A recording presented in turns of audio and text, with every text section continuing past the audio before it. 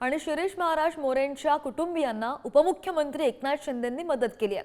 शिरीष महाराज मोरेंचं 32 लाखांचं कर्ज एकनाथ शिंदे फेडणार आहेत आणि आर्थिक अडचणींमुळे शिरीष महाराज यांनी आत्महत्या केलेली होती।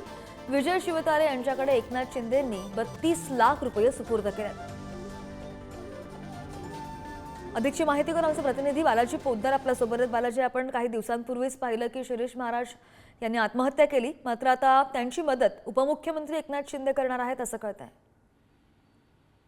नक्कीच आपण बघितलं, अतिशय तरुण असलेले आणि संत तुकाराम महाराज यांचे वंशज असलेले शिरीष महाराज मोरे यांच्यावर आर्थिक कर्ज असल्यामुळे त्यांनी आत्महत्या केली होती। आणि हे सगळं जे आहे ते प्रकरण एक हिंदुत्ववादी महाराजांना आर्थिक संकटातून जात असताना आत्महत्या करावी लागली, त्याचं दुःख सगळीकडे व्यक्त होत होतं।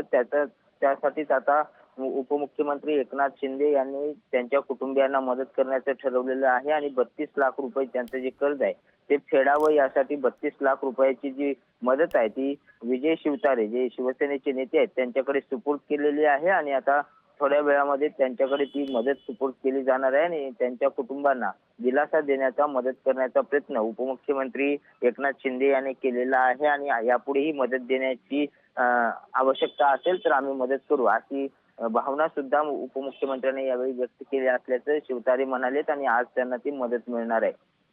श्रद्धा, निश्चित तर आपण पाहतो की शिरीष महाराज मोरेंच्या कुटुंबियांना उपमुख्यमंत्री एकनाथ शिंदेंनी मदत केलेली आहे आणि शिरीष महाराज मोरेंचं 32 लाखांचं कर्ज होतं, ते कर्ज आता उपमुख्यमंत्री एकनाथ शिंदे फेडणार आहेत।